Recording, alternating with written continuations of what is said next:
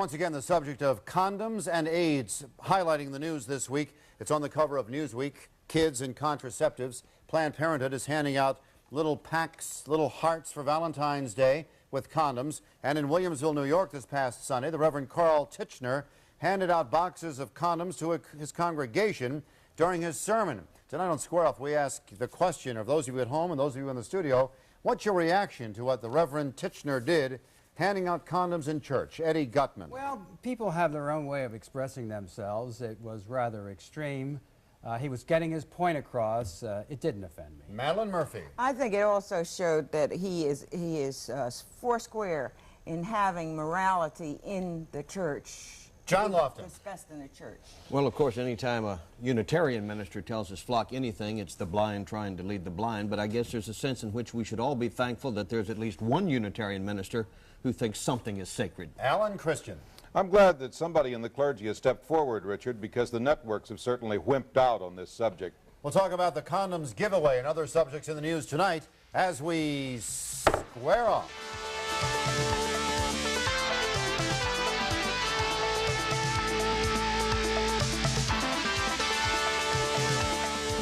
Good evening, everyone. It's Saturday night, 7:30. I'm Richard Scher.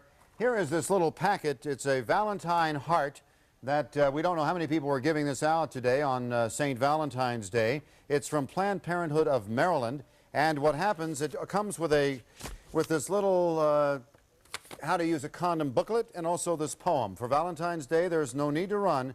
Protection and caring all rolled into one. Here's a surprise. Do you have a clue? Condomize.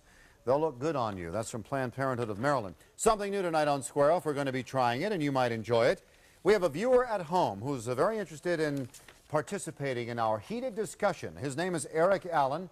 He's calling to us from Owings Mills, Maryland. He's into telemarketing. And Eric, welcome to the show. Thank you, Richard. And why is it you want to be on this show? But before you answer that, what's your reaction to what happened in Williamsville, New York this past Sunday? I think it's fine for the church to expose protection, but I think during the service shows no class at all.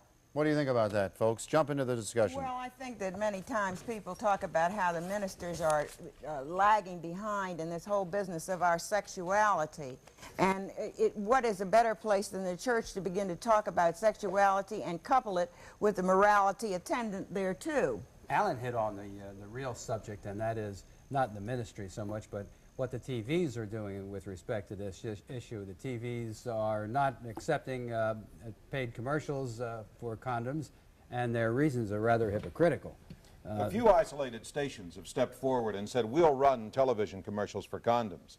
But the television networks are confining their discussion to sonorous tones on news shows, where baritoned announcers talk gravely about the need for the use of condoms. But the high brass, sitting in Black Rock in New York, making the decisions, have refused to run any of the ads at any time of day. Now that shows the kind of hypocrisy that's tied to network thinking. Come on in, Eric. Well, I say it's fine to expose it on the air, okay? If these people don't want to put it on the air for their own reasons, probably because they want to protect their viewing audience. They're afraid they're going to get bad ratings. Well, you think talk about protecting the viewing audience. Where does the part of this permissive attitude that we have towards sex comes from? You turn on the TV any night of the week, and people are jumping in and out of bed. The networks are selling sex. They are making it look like a wonderful thing to do. And it's just an irony and hypocrisy on their part that they don't step in for this. Well, this new condoms are going to save us cult, which has sprung up, that these people that worship this new god condom, that think it's going to save us, the idea is premised on a false belief, and it is the idea that sin can be made safe. You see, sin can't be made safe. And we're suffering the problems that we're suffering now because marriage has been ridiculed, because faithfulness within a monogamous marriage relationship has been ridiculed. You know, Dr. Carl Menninger a decade ago wrote a book about whatever happened to sin. And what has happened is that the idea of sin has gone away, so all we have left is the mechanics. No morality, only mechanics. No, but I think when we recognize the fact that all of us are sinners, regardless, the church is only a hospital for sinners. Not practicing sinners. I hope you're not a practicing sinner.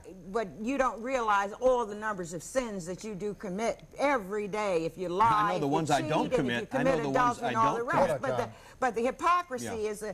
is this hypocrisy about sexuality. Hypocrisy? People do not want to recognize that sexuality is a male and a female situation.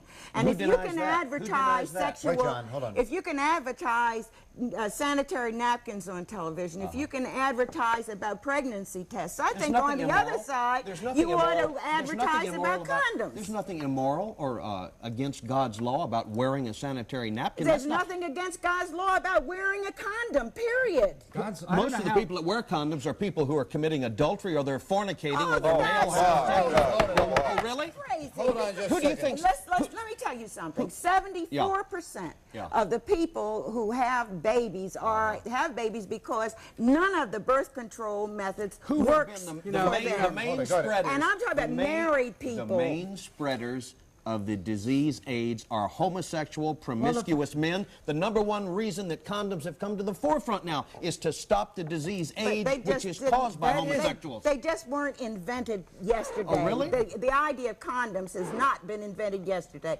And condoms can Condoms not don't only... always work. Well, that's true, too. Eric has something to say back here. Go ahead, Owings Mills. I say it's fine to talk about it, okay? And it's fine to have therapy and to have discussions outside the church, but don't snap a condom in my face and say, here's something, go get them. I mean, just don't throw it at me in a church service. It's fine to talk about, but just don't throw it at me. Well, I don't know what you mean, don't throw it at you. Are you suggesting that you shouldn't see it on TV? It's going to offend you in some way? No, I'm talking about the minister in the church. If he's going to hand me a condom, I think that's a slap in the Well, Unitarians aren't a church. Come on. Well, we're back to the church. You and John love the theological part of this argument. I do agree in one respect, and that is when we talk sex education, when we talk about controlling AIDS, and when we can talk about controlling teenage pregnancies and other, we do have to get the moral issue into it. There is I think we have to get the moral issue in into some of it. our Hold education. it, Alan. Hold it. Let me explain that in John's parlance. He says, where do the clergy deny sex? One of the major religions of the world, John, practices celibacy in its priesthood. They deny their priests the right to have sex with anybody. They encourage celibacy. As a matter of fact, isn't it true that for most of the recorded history of man, it is the clergy that denied there was sexuality? I don't think that's true. Oh, is it not true? Then tell me in the Bible. Tell me in the Bible. If you ask me a question, I have a right to answer it. No, Of course you answer, do. John. The Hold it, fact of the John. matter is that the Bible doesn't deny sex. It doesn't require ministers of the gospel to be celibate. And the particular religion that you're alluding to, the Catholic Church, now has, it seems to have from the newspapers, a lot of AIDS among their own priests who are obviously not John, being that's celibate. an unfair slap. First the Unitarians, true. now the Catholics. It's Are we- true. Who are the This only, AIDS is who are is the only everywhere. true It's religious everywhere. people? The born-again Christians? Are they the only Hey, ones? I'll tell you, the born-again Christians who are having sex only with their wives ain't got AIDS, pal. Well, They I'll haven't tell you got something. AIDS. I'll tell you something about the hypocrisy of this whole thing, which really does fascinate me, because one of the born-again Christians that's in the news right now has an interesting interpretation of God. Oral Roberts has told his parishioners that unless they send him money by a certain date, he's going to die. This is the first That has time nothing to do with that what we're talking anybody in any modern religious group has defined God as a terrorist. One of the things I would like to know is why, when I sit on this program week after week and advocate a godly morality, you and others inevitably use the word hypocrisy Now, to wait a describe minute. it. I didn't use What's it. I didn't use it. I did. Over and over I it's didn't use been it in called connection with hypocritical. godliness. I use Well, it. you talk about the need for morality, but what, Yes, Eddie? there What isn't- can a there kid isn't- be Hold on, taught? let Eddie What respond. can a kid be taught You've about asked right the and wrong question. in a public school today? Nothing is the answer. You're our member. Nothing. Or answer Excuse the me. question. And they're I don't not know being what you taught mean it. that he can be taught. Nothing. can they be taught about Certainly, right and wrong? Answer, like you did there for is Alan. a morality component to sex education. Like what? And What that do they is tell them being is right and wrong about sex? Well, you know perfectly well what they're talking. Yeah, I do. Nothing. John, hold on a second. But you know, I'm not. When I said before about hypocrisy, I wasn't talking about the religious aspect of it. I was saying that it's hypocrisy for the networks to say we're not going to show these things because somehow it's going to offend our listeners. But let me say something else about AIDS. I've heard you on the show, even when I've heard you on the show many times Yes. talk about your view of Do AIDS. you listen is the question. Yes, I listen. And if you're suggesting that this whole idea of using condoms is not going to solve the will not not. going to solve It AIDS, will not. you are absolutely correct. It is not going to solve the problem. However, There is no one single cure for this problem. It has to be attacked in incremental steps. And an incremental step, if it saves 1, 10, or 100 people, is the use of condoms and married men and women. In the meantime, what do you do with these people who are amoral or immoral, who are continually spreading the disease? You can't just start saying that everybody has got to come up to your standards or religious standards, but you got to. It's not my religious standard; it's God's. Whatever standard. Your but interpretation. Your interpretation. Yes. Oh no, God did speak. Eric, jump in. Come on, pal. But something right now. I mean, this minister, he should preach about it. It's fine to do that. You're hung up on this minister, Eric. That's the subject we're talking about. I mean, this is a moral issue where to discuss it has to be open. This thing has reached epidemic levels with AIDS, okay? You know, one thing I'd like to know. I think everyone agrees with. I think, and it's wrong, and it's going to cause the very problem that you're talking about. It's going to make young kids 5 years old sitting in the aisle say, "What's that, Daddy? What's that?" Listen, those things are here. Condoms are here. Not only that, but did you read lately that Baltimore is about the second highest city having the most venereal diseases, not just AIDS, but I'm talking about herpes, I'm talking about gonorrhea, syphilis, and a couple of others that I can't pronounce the names of. But let's also get the governor's report. What do you do about those people who are now transmitting that disease to hundreds of other people? Can I answer something? Can I answer something? A point that Eric made. Eric said, how about a 5-year-old who watches TV and says to his father, what are they, Daddy? Well, you know something, Eric? That's not such a bad idea, because at any age, people ought to start learning about such things, and at 5 years old is none too early to learn that there is this discussion of condoms in just a moment.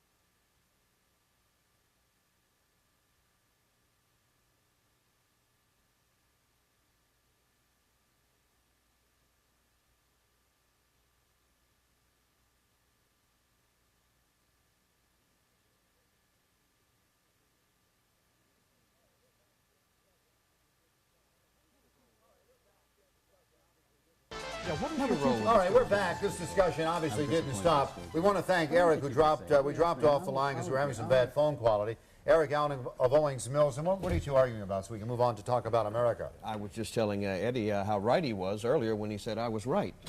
But one of the things about Madeline and liberals today that confuses me is liberals always used to be concerned about the root cause of problems, see? They used to talk about, let's go to the root cause to solve the problem. Now, the root cause of this AIDS problem is illicit sex. It's homosexual men who are promiscuous. It's people who are not married, fornicating. It's people who are using drugs. It's prostitution. It's drugs. That's right. It's hemophilia. It's bad transfusions. Now, the 100% heterosexual relationships. You can go the gamut. Oh, no. Very few heterosexuals have AIDS. I beg your pardon, but very few heterosexuals. But they have and they were given AIDS by homosexuals or drug people. Yeah. They have it. But my point is, be respectful, my point is that since we know that the 100% effective way to prevent AIDS is to have no sex, or to probably have it How do within you marriage. do it? Yeah, but why don't How you does that counsel that? happen? Why don't you preach How that? is it done? What? To not What have you- sex? You don't know how not is to have done. sex? How is it done? It was done for the overwhelming majority of the history of our country by most of our people. They didn't have sex outside of John, marriage. how is the Don't you know anything population about of the history? world grown by over 3 billion Stop, people? hold it. You're I mean, crazy. to tell how has the population of the world grown to over 3 billion people? It's because we continue In case to you procreate. haven't noticed, we have something going around the world now that's going to severely reduce the population. Well, of we that do world. have that, John, but you've also But blamed you the don't answer my Catholic question. priests Now, for why spreading don't you AIDS. preach chastity? There are 2 One points in at a it. time, please. Keep You order. don't believe in chastity. You don't believe in sex only I in don't- marriage. That's why you don't preach Don't it. answer this. Go Oh, ahead. that's, Yeah, that's well, a bunch respond. of Do you? bourgeois. Do you? You Oh, son bourgeois. of a biscuit. Hold it, Give her a chance to answer it.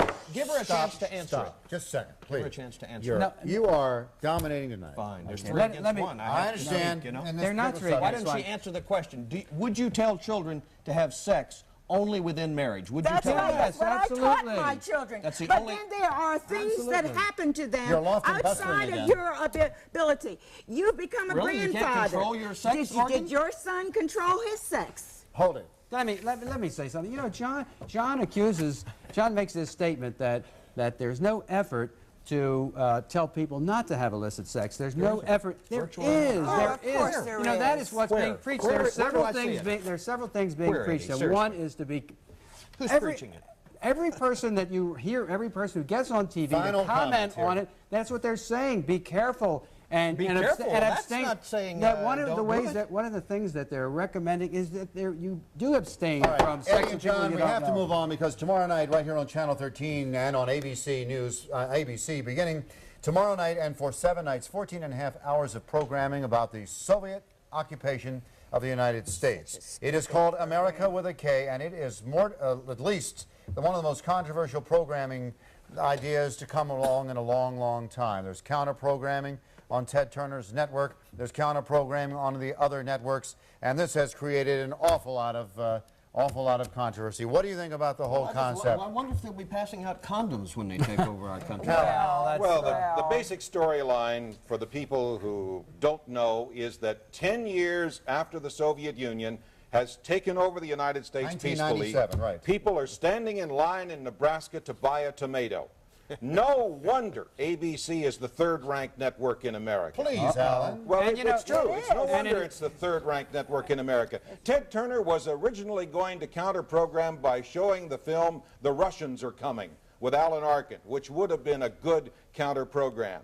The whole idea of merging fantasy with reality so that now we get people on news programs comparing Red Dawn and America with real news events. You have to wonder about the motivation in this show. From what I have read, it was in partial response to the show that ABC ran a few years ago about the about the nuclear. Oh, come on, Eddie. It's a I'm not hustle saying- for ratings. It's more than a hustle. It's not a hustle for propaganda. ratings because there are a lot of the right wing is lined up on one side, and the left wing people are talking about it in another way altogether. Even But the it's- Grey it casts Panthers the- in Washington it casts are the gonna Rush- it casts the Russians in a very poor light. And it is intent. we certainly wouldn't want to put the Russians Well, in wait a a poor minute, light, but would wait a minute. These are people that we have to coexist with in the world, baloney. and it casts them in a light that Right. they are very, very evil people. And in response Eddie, there's a to point, the Eddie, response to the There's president's a point here that the United States of America is going to voluntarily go over to Right. communism absurd. I and agree that it's discover that you absurd. have to stand in I line agree 10 that it's years after absurd. the fact. Somebody wrote a good, Go ahead, good ma'am. column about this, about any invasion of a country. They had to have an island offshore in order to invade, to get their stuff together. And here we're talking about this kind of invasion, which is stupid by itself. But the other thing is, it's anti-Soviet propaganda that comes at a time when we're trying to have an arms deal, when American people don't know anything about communism or what it is. They don't know what fascism is or what it purports to do. And we are moving towards a fascist society in this area as well as other areas. And therefore, to suppress the truth Poisoning is part people's of the minds. fascist philosophy. Poisoning people's John, minds. You keep laughing. Make the Well, points. I'm Come on. laughing because, I mean, at the rate this country's going, I'm not sure the Soviets would want to take us over. And if they do, they might have my condolences. But for Eddie to sit here and say that this program presents the Soviets in a bad light. I just finished reading a booklet put out by a group called America's Watch and Asia Watch about what the Soviet Red Army is doing in Afghanistan just to children. It is kidnapping them by the tens of thousands, taking them to the Soviet Union to brainwash them into becoming communists. It drops little tiny booby-trap...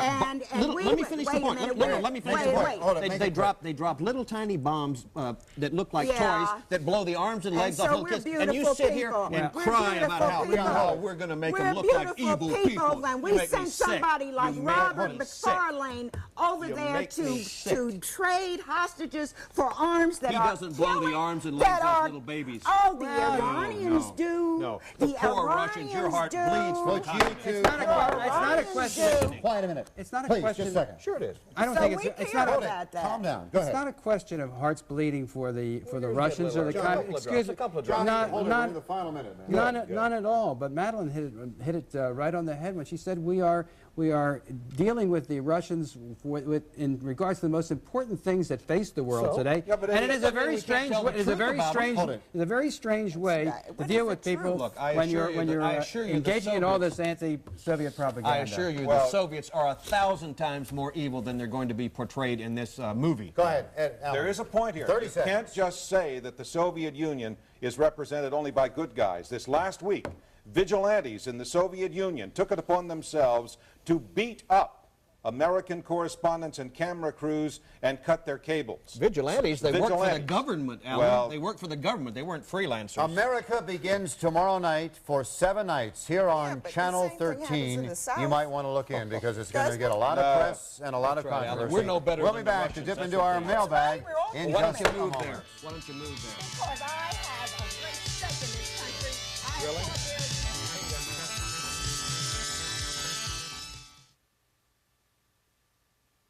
Here are, so hold it, Madeline and John are going at it. Here's a letter concerning last week's topic of Black History Month. Stephanie Scott of Union Bridge, Maryland, responds to the debate by saying both white and black children should learn about black history because facts about black Americans are not in the textbooks where they belong. John T. Bailey of Baltimore responds to the same issue by saying, I believe that all ethnic groups deserve some recognition, but it was blacks who were stolen from their home country, denied an equal education, the right to vote, and equal job opportunities. And Mrs. Ann Elmore of Glen Burnie expresses her opinion about our debate on the possible freedom of Charles Hopkins by saying, I was appalled that Carl Snowden defended Charles Hopkins. If Hopkins had been white and killed a black man and wounded 3 others, would Carl's opinion still have been the same? No. Other letters from Caroline Trasnell of Joppa, Maryland, Audrey Davis of Upper Marlboro, William Wolanski of Lineborough, Maryland, Janet Carr, and so forth and so on. If you'd like to write to us about these panelists or any of the subjects discussed tonight, here's your address. Square off, WJZ-TV, Television Hill, Baltimore, Maryland, 21211. Now, we're going to take a week off next week to let tempers cool and also to bring a very special hour-long program concerning Black History Month. We urge you to join us for that and be here again 2 weeks from tonight at 7:30 when once again we square off. And stay tuned now for the Lotto. Good night.